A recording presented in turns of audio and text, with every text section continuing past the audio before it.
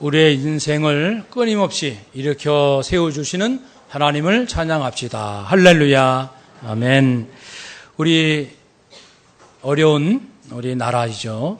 생각하면서 우리 서로 인사합시다. 다시 일어섭시다.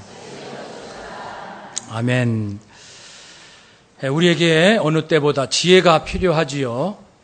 네, 가뭄도 메르스도 또 여러 가지 우리의 걱정거리 있습니다. 지혜가 필요한데요. 하나님께서 이런 어려움이 왔지만 더 놀라운 변화, 그리고 장차 그 무엇인가를 대비할 수 있는 어떤 준비, 그런 준비를 하게 하시는 기인 줄로 믿습니다. 하나님께서 하신 모든 일에는 악함이 없습니다. 지혜가 필요한데요. 그래서 오늘 주제가 지혜입니다. 어떻게 하면 우리가 문제가 생길 때 지혜로울 수 있을까? 지혜 그러면은 일반적인 정의는 이 사물의 이치, 돌아가는 것의 이치를 잘 깨닫고 문제를 해결할 수 있는 능력이다. 이렇게 표현하고, 저는 또 나름대로 무엇을 지혜롭다고 하는가, 사람들이 그것을 연구해 본 적이 있어요. 우리 고전, 우리 동서양의 고전들 좋은 말씀 많잖아요. 성경은 물론이고, 그리고 여러 가지 그 분야에서 지혜롭다고 하는 글들 모아보면요, 뭐가 보입니다. 또 엄마들이 가정 생활할 때 생활의 지혜, 이런 책도 있잖아요. 우유가 상하면 버리지 말고 상한 우유로 장롱을 닦는다. 그러면은 좋대요. 그러니까는 그게 지혜 아닙니까? 아주 작은 지혜까지. 그래서 어떤 것을 사람들이 지혜라고 부르는가 보면은 몇 가지로 모아집니다. 도덕적인 것, 비도덕적인 게 아니고 도덕적인 것, 양심적이고 진실하고 정직한 것을 참 지혜롭다고 말합니다. 그리고 본질적인 것, 그 주변적인 거 가지고 서로 싸우는 게 아니고 그 중심, 근본, 본질, 핵심 놓쳐서는 안 될 것, 이 본질을 볼 줄 아는 사람 보고 저 사람 참 지혜롭다. 또 통전적인 것, 어느 한쪽의 주장만 하는 것이 아니고 다양한 측면에서 그것을 볼 수 있는 눈. 그래서 이제 이어지지만 객관적인 것, 완전한 객관은 어렵지만 주관적인 데 빠지지 않고 가능한 객관적인 생각과 판단할 수 있는 것, 그것이 지혜롭구나 말을 합니다. 구체적인 것, 애매모호한 것보다 무엇을 하더라도 구체적인 것, 아주 세밀한 것, 그리고 긍정적인 것. 물론 긍정적 비판도 있어요. 생산적 비판도 있지만 부정을 위한 부정, 비판을 위한 비판, 그런 것이 아니고 긍정적인 것을 지혜롭다.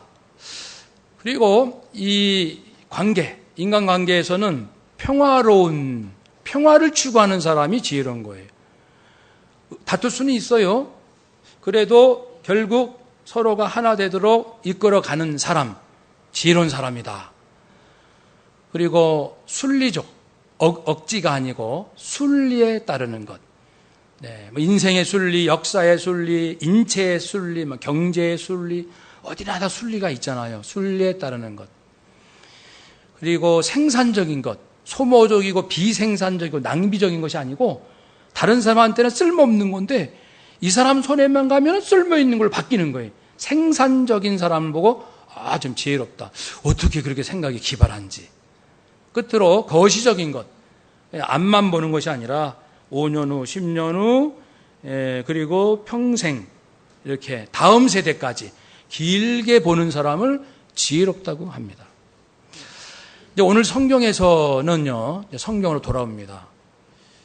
성경에서는 크게 두 가지로 지혜를 말합니다.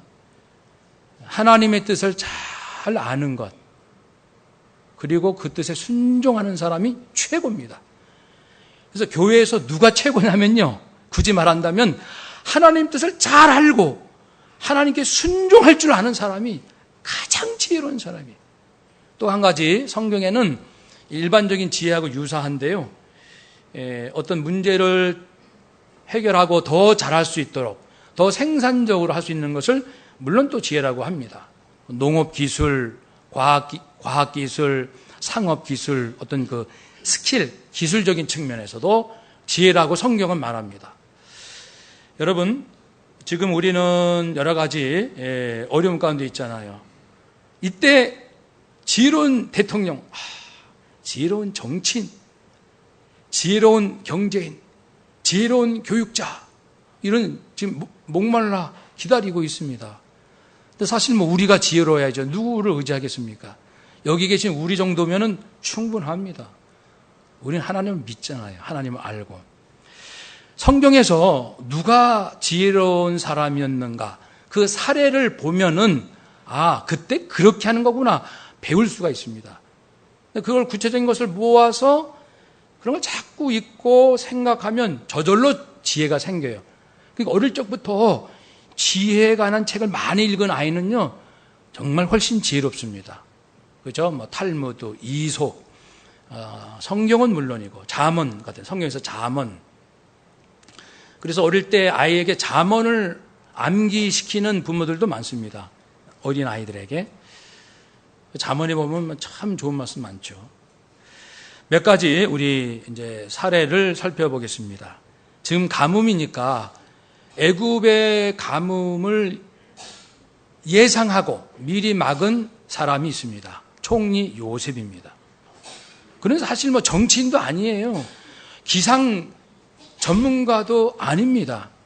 근데 하나님의 지혜를 받았기 때문에 아는 거예요. 앞으로 애굽에 7년 동안 풍년이 있을 것이다. 그리고 이어서 7년 흉년이 있을 것이다. 그것만 알면은 이건 좀 죄송한 편입니다. 대박 아닙니까? 그걸 알면은 굉장한 거 아니에요. 우린 그걸 모르니까 지금 이렇게 우왕좌왕하는 거예요. 우리가 좀 잘 살 때는 한없이 잘 살 줄 알았잖아요. 하나님은 요셉에게 지혜를 주십니다. 7년의 풍년은 7년의 기근을 준비하기 위한 것이다. 이걸 애굽 백성이 아는 자가 없다. 내가 너에게. 그래서 이제 요셉이 그 바로왕의 꿈풀이를 했고 그래서 발탁이 돼서 너처럼 똑똑한 사람이 없구나. 네가 총리를 해라 차라리. 전권을 줄 테니까 알아서 해라. 그렇게 해가지고 7년 풍년 동안 곡식을 창고에 모아놨습니다. 백성들 먹을 건 먹고 모을 건 모으고 그래서 흉년 7년 동안 적절하게 또 나눠줍니다. 이웃의 기근든 나라들도 양식 구하러 옵니다. 우리에게 이런 지도자가 있었으면 좋겠습니다. 가뭄과 기근, 지진, 폭염, 태풍, 전염병, 테러 이런 위기들 이런 위기들이 앞으로 많이 올까요? 적게 올까요? 일반 상식으로 보면 이제 많이 옵니다. 갈수록. 그럼 좋습니다. 그러면 이러한 이 자연재해를 포함한 우리의 삶의 위기, 아무리 지금보다 많은 것이 몰려온다 할지라도 중요한 사실은 모든 위기보다 더 강하시고 지혜롭고 위대한 분이 계시다는 겁니다. 그분이 하나님이십니다. 그러니까 앞으로 이 환난 때는 진실로 하나님을 의지하는 자가 앞으로 큰 일을 할 겁니다. 세상 지식도 정말 중요합니다만은 환난 때는 그렇게 힘을 못 써요. 세상 지식은 한계가 있잖아요. 세상 지식으로 어디까지 우리가 예측할 수 있고 어디까지 정말 영감을 받아야 합니다. 솔로몬 왕이 있습니다. 제가 몇 번 말씀을 드린 지혜입니다. 두 여자가 있습니다. 각각 아기가 있어요. 품고 잡니다. 한 아기가 엄마한테 눌려가지고 숨 막혀 죽습니다. 깜짝 놀랐죠. 자기 아이가 죽었어요. 이 엄마가 저쪽 살아있는 아이하고 바꿔치기 합니다. 시침이 뚝. 그리고 이제 눈을 떠보니 아침이 돼서 이쪽 엄마가 보니까 자기 아이가 죽은 거예요. 가만히 보니까 자기 애가 아니에요. 저 애가 내 애기야. 무슨 얘기야? 이거 내 아기지. 그래가지고 이제 싸움이 일어납니다. 솔로몬 왕에게 갑니다. 좀 판결해 주십시오. 정말 어려운 문제죠. 정말 이처럼 어려운 문제가 어디 있습니까? 지금처럼 과학적 이렇게 범죄 어떤 그런 것을 감식할 방법도 없는 상황에서 그건 정말 어렵습니다. 그런데요, 그 옛날에 있었던 얘기를 이렇게 들어봐도 우리 뭐 신라 시대, 조선 시대에도 명탐정은 있어요. 다른 사람은 생각지 못하는데 정말 기발하게 생각을 해요. 그래가지고 범인을 찾아냅니다. 그것은 사람이 범죄하면, 악이 발생하면 그 악과 범죄함이 반드시 드러날 수 있는 증거가 있다는 겁니다. 어떤 방법으로도 찾아낼 수 있다는 것을 보여줄 수 있지요. 솔로몬은 어떻게 했을까요?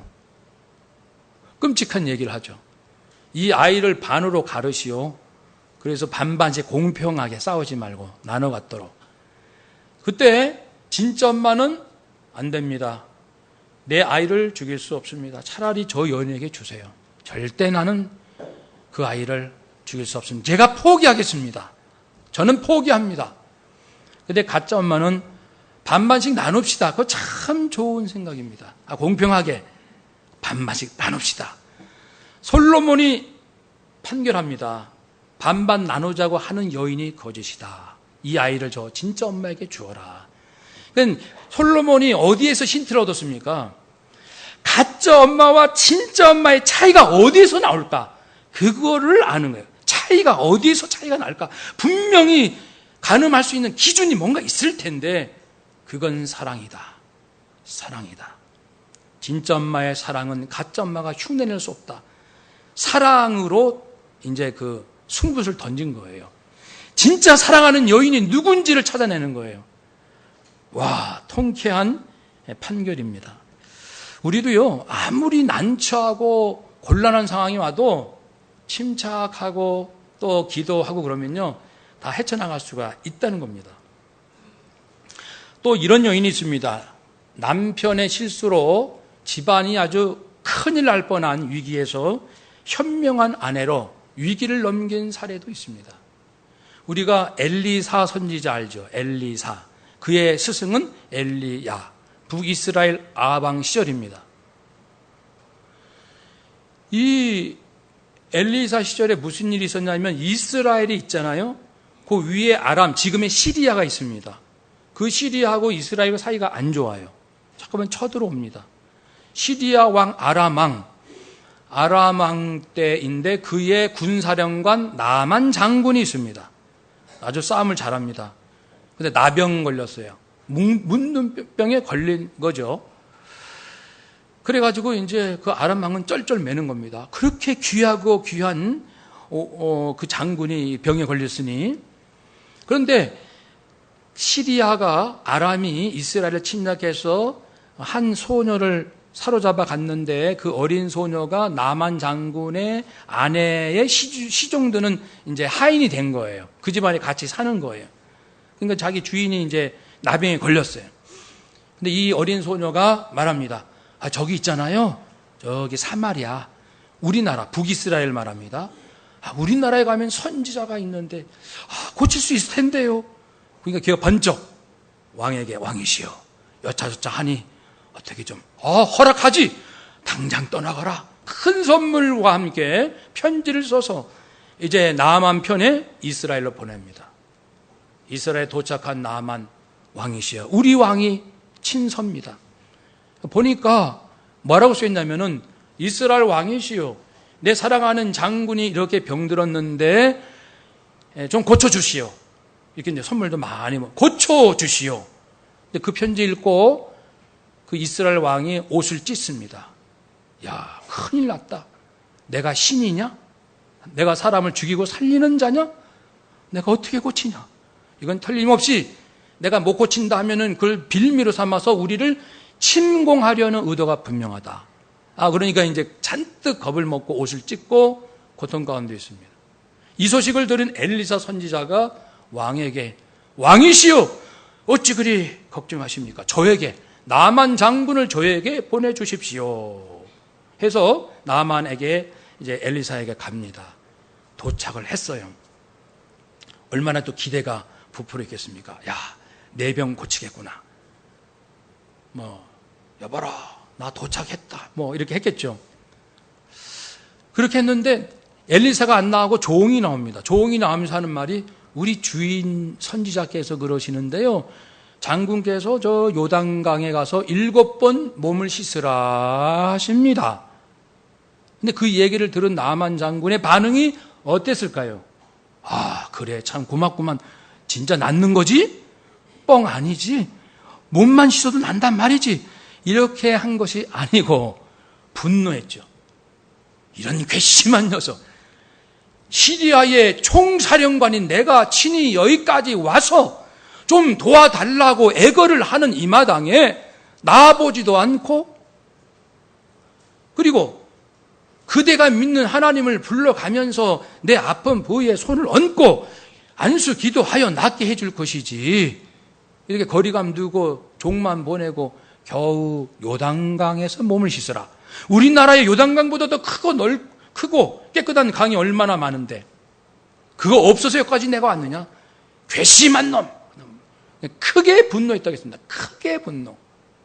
여러분, 총사령관 정도 하는 사람이면요 굉장히 지혜롭습니다. 예, 그 군 전략도 뛰어나고요, 모든 면에서 많이 검증된 사람이에요. 그러니까 거기까지 자리에 올라간 겁니다. 그래도 아무리 그 분야의 전문가고 재능이 있고 그래도요, 사람들의 인생이 언제 무너지냐면 감정을 다스리지 못할 때. 왜 감정을 다스리지 못합니까? 그 자리에 올라가기까지 수많은 일을 극복했을 텐데. 사람은요, 제3자가 되면은 냉철하게 판단을 하는데 자기와 얽히면은 이게 이제 흥분하는 거예요. 자기와 이해관계가 얽히고 자기를 모욕하고 수치감을 주고 자기 자존심을 상하게 하면은 그동안에 쌓은 지식이 온데간데 없어지고 분노가 폭발하는 것이 일반적인 경우입니다. 화를 다스리지 못하여 그래서 무너지는 거예요. 이제 나만이 가려고 하죠. 화를 내면서. 그때 지혜로운 부하들이 있습니다. 부하는 뭐 비교할 수 없을 만큼 여러 가지 면에서 부족하지요. 그렇지만 객관적인 시각을 갖는 사람이 오히려 똑똑할 때가 있습니다. 지금 장군은 흥분해 있습니다. 말을 합니다. 장군이요, 그렇게 하시면 안 됩니다. 만약에 저 선지자가 장군더러 요단강 가서 몸 씻는 것보다 훨씬 힘들고 어려운 일을 하라고 했다면 하실 겁니까? 안 하실 겁니까? 병 고치기 위해서. 하시지 않겠습니까? 여기까지 왔는데. 그런데 아주 간단하지 않아요. 강에 몸을 씻으라. 이렇게 쉬운 일을 말을 했는데 어찌 화를 내십니까? 더 큰 것을 말하면 좀 될 것 같습니까? 듣고 보니까 어라? 정말 내가 화를 낼 이유가 없는데. 분명히 그 처방이 내려온 거 아닙니까? 이렇게 하면 고침받는 처방이 내렸는데 내 마음에 안 든다고 화를 냈구나. 아, 내가 어리석었도다. 요단강에 가서 몸을 7번 씻습니다. 그 결과 몸이 깨끗하여져서 나병이 치유됩니다. 사랑하는 여러분, 사실 우리 모두 스스로가 똑똑하다고 생각해요. 대부분. 그렇잖아요. 특히 한국 사람들은 또 정말 똑똑하기도 하고. 그래서 하여튼 다 똑똑하다고 생각해요, 스스로. 그걸 이제 뭘 보면 아냐면요, 여러분 간증을 들어보면요, 간증의 많은 경우에 제가요 참 교만했어요. 그렇게 얘기하는 분이, 제가 남편에게 굉장히 교만했어요. 제가 누구한테 굉장히 사람들에게 교만했어요. 그럼 예를 들어서 보통 저 사람 교만할 것도 별로 없는 사람인데, 아닙니다. 그래도 고백합니다. 제가 무척 교만했습니다. 사람은요 지금 표현을 안 하고 점잖은 상태에 있어서 그렇지 속으로는 다 내가 제일 똑똑한 거예요. 누구보다도 내 경험, 내 지식, 내가 살아온 어떤 그 습관, 이것에 굉장한 신뢰감을 갖고 있어요. 그래서 다른 사람 얘기가 잘 안 들리는 거죠. 특별히 자기 감정을 건드리게 되면은 폭발해가지고 더 다른 게 들리지도 않고 보이지도 않습니다. 정말 우리는 지혜로운가 생각을 해봅시다. 섣부르게 주관적인 생각과 감정에 사로잡히기가 쉽습니다. 누구나 말입니다. 그래도 이런 부하들이 있어서 다행이지, 부하들도 덩달아서 장군이요, 정말 괘씸합니다. 그놈 어떻게 치사합니다. 돌아갑시다. 그랬으면은 이게 이제 날병도 안 난 거예요. 그래도 그 부하들이 어쩌면 또 그렇게 반짝반짝한 지혜가 그때 발휘가 되는지요. 그러니까 우리가 평소에 넌 가만히 있어. 너는 나보다 지식이 넌 나이가 어려. 너는 여자야. 너는 아직 이 분야의 비전문가야. 아니 그런 사람이요. 나를 살려줍니다. 그런 사람이 나에게 도움이 줍니다. 언제요? 내가 흥분하고 있을 때. 내가 극도로 불안하고 있을 때. 내 생각과 마음이 정상적으로 판단하지 않을 때 그분들이 그때 도와줍니다. 평소에 내가 무시했던 사람들이 내가 판단력을 잃을 때는 그 사람들이 도와줍니다. 그런 거 생각하면 사실 모든 사람이 나를 살려줄 사람들이에요. 주변에 계신 분들이. 지금 내가 교만해서 필요 없어. 이 사람 필요 없어. 내가 똑똑히 할지라도 그런 사람은 넘어진다 했잖아요. 선줄로 생각한 적 넘어질까 조심하라. 그러니까는 나를 살려줄 사람은 위기에서 옆 사람들입니다. 한번 서로 인사합시다. 당신이 나를 살립니다. 고맙습니다. 미리 고맙다 그런 거예요. 미리 고맙습니다. 저를 좀 살려주세요. 정말입니다. 전 사랑하는 친구 평신도 장로님이 계셔요. 그 장로님한테 제가 부탁을 가끔 해요. 친구죠. 장로님, 내가 이제 장로님 눈에 이정건 목사가 아니다. 이정건 목사가 변질됐다. 이건 아니다. 이상하다 목사가. 그런 게 낌새가 보이면 하시라도 나한테 얘기해달라고 그랬어요. 네. 하시라도 친구니까 하시라도 얘기하라고. 이 목사가 조금 삐딱하게 나간다. 이상한 쪽으로 나간다. 이 정신이 좀 이상하다. 바로 얘기해달라고 그랬어요. 여러분 그런 친구가 있다는 건 얼마나 행복한데요. 나에게 그렇게 얘기해 줄 사람이 여러분 있으십니까? 있으신 분은 정말 행복하고 축복된 삶입니다.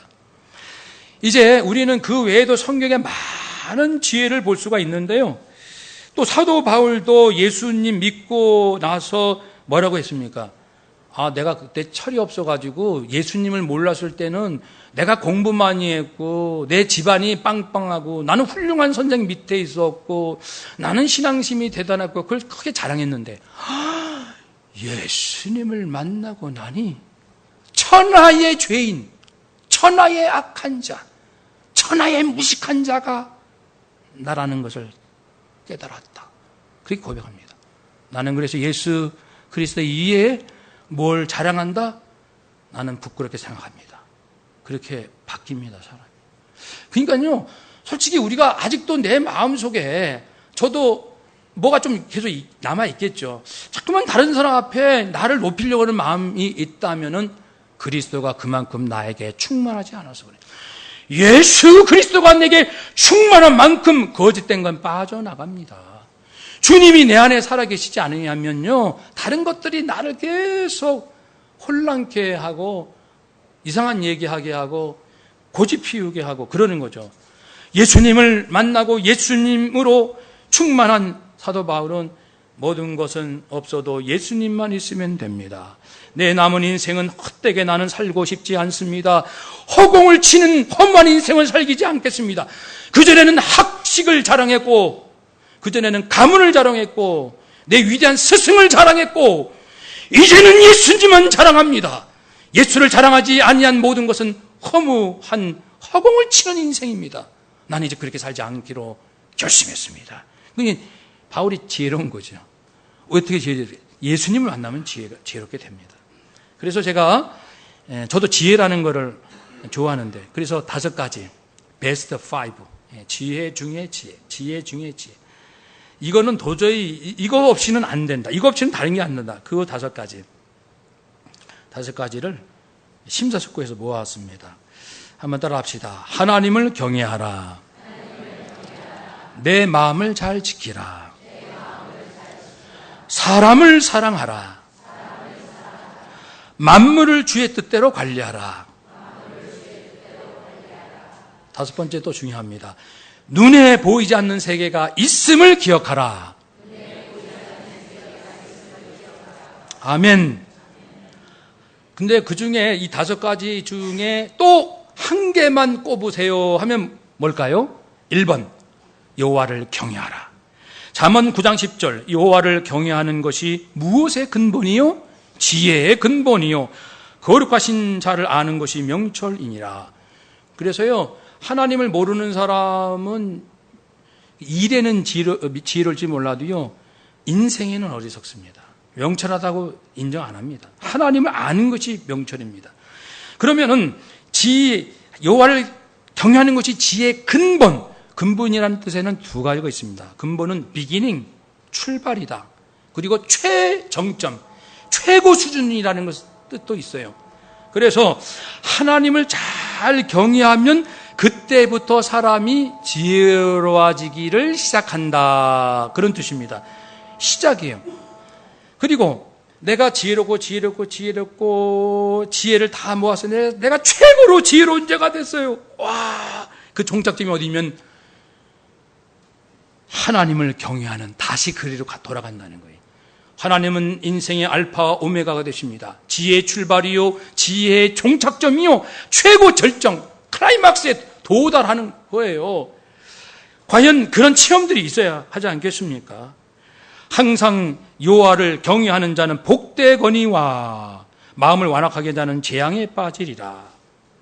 그래서 하나님을 잘 경외하면요, 그 마음이 다른 데로 이동합니다. 그래서 내 마음을 지키는 대로 이렇게 하나님을 경외라는 것은 거룩한 두려움.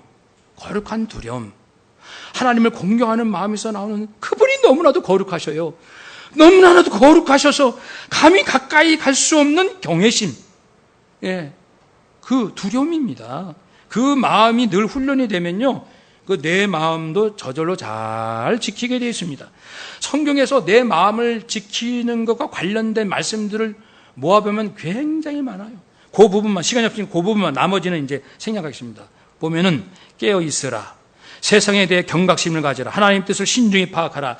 자신이 무엇을 할지를 알아라. 근신하라. 항상 배우기를 게을리지 말라. 세상을 본받지 말라. 하나님의 선하시고 기뻐하시고 온전하신 뜻이 무엇인지 분별하라. 나를 쳐서 복종하라. 나의 어리석음을 깨닫고 주의 도우심을 구하라. 내 마음 안에 항상 죄가 꿈틀거리는 것을 기억하라. 항상 기뻐하라. 쉬지 말고 기도하라. 범사에 감사하라. 날마다 진리 안에 거하라. 주의 오심을 기억하며 살아라. 주의 재림 전에 오는 여러 징조를 깨닫고 종말론적 삶을 살아라. 날마다 예수피 예수 생명으로 살아라. 이런 말씀들이 전부 자기를 지키라는 겁니다. 그러니까 성경에는 하나님을 경외하라는 말씀하고 너를 잘 지켜라는 말씀 비중이 가장 큽니다. 이제 그거 되면 이제 세 번째로 넘어가죠. 사람들을 멸시하겠습니까? 하나님을 경외하고 자기의 마음을 잘 지키는 사람이 어찌 다른 사람을 멸시하겠습니까? 하나님을 경외하는 마음이 연장되어 부모 공경, 자녀 사랑, 남편 아내 주님 대하듯 대한다고 우리 계속 묵상하지 않았습니까? 어린 소자에게도 주님 대하듯 하고, 줄이고 목마르고 나그네 되고 헐벗고 병들고 옥에 갇힌 사람들 찾아가는 것을 좋아하고, 인정받고 빛나고 이름 내는 그런 것도 뭐 나쁘진 않겠지만, 이 하나님을 경외하고 내 마음을 지키는 지혜가 많을수록요, 이렇게 막 폼내는 거 별로 안 좋아합니다. 소자, 줄이고 목마르고 나그네 되고 헐벗고 병들고 옥에 갇힌 자, 그들을 향한 마음이 점점 끓어오르는 거예요. 하나님이 내 안에 계시거든요. 우리가요, 이 메르스 이런 상황에서 할 수 있는 중요한 일은 기도입니다. 기도잖아요. 어떻게 기도하면 좋을까요? 바쁘시죠? 아주 좋은 방법이 있습니다. 뉴스는 보시지 않습니까? 그러면은 요즘은 메르스 뉴스가 20분씩 합니다. 줄여도 15분, 10분. 그러면 이제 계속 들어서 이제 내용은 알아요. 비슷비슷한 내용입니다. 그러면 눈을 감으세요. 메르스 뉴스를 틀어놓고 눈을 감으시고 이제 아나운서가 계속 뭐라고 해요. 뭐 어느 병원이 어떻고 환자가 어떻고 격리가 어떻고 지금 방역 구멍이 뚫렸고 그러면은 들리잖아요. 기도하는 거예요. 들으면서 기도하는 거예요. 하나님 아버지 도와주세요. 아버지 믿습니다. 예수피 예수 생명의 능력을 이 땅에 부어주시고, 주여 지금 어려운 가운데 있는 의료진 아버지 격려해 주세요. 간호사들 격려해 주세요. 하나님 아버지 지혜를 주세요. 자가 격리된 사람 딴 데 가지 않도록 하나님 책임감도 지혜를 주세요. 하나님 사람들 백성들 따가운 시선이 아니라 긍휼로 덮어 보호할 수 있는 눈을 주세요. 마음을 주세요. 시민을 시키기 계속 그렇게 기도를 하는 거예요. 그것처럼 좋은 시간이 언제 우리가 시간 내서 나라를 위해서 언제 기도하겠습니까? 할 수 있겠지만 가장 좋은 방법은 뉴스를 보면. 근데 왜 눈을 감아야 되냐면요. 저도 해보는데 눈을 뜨면은 화면이 왔다 갔다 하고 그 다음 소식이 더 궁금해가지고 기도가 안 돼요. 보면서 했더니 안 되더라고요. 그래서 눈을 감으니까 기도가 돼요. 딱 들으면서 오히려 좋아요. 딱 소식을 들으면서 하나님 아시죠? 하나님 상황이 이렇습니다. 그렇게 기도를 5분 하고 10분 하면요. 제 마음이 뜨거워지는 거예요. 거기서 사랑이 나옵니다. 사랑. 백성들을 향한 사랑. 이게 지혜가 아니겠습니까? 사람들을 사랑하게 됩니다. 하나님을 경외하는 사람들이 만물을 주님의 뜻대로 잘 관리합니다. 우리 지난주에 말씀 나눴습니다. 내 것은 아무것도 없습니다. 내게 주신 것, 맡겨주신 것, 그러나 내가 다 쓰지 않겠습니다. 필요한 만큼만 쓰겠습니다. 나머지는 필요한 사람에게 흘려보내겠습니다. 그리고요, 쓸만한 것은 재활용하겠습니다. 저절로 돼요.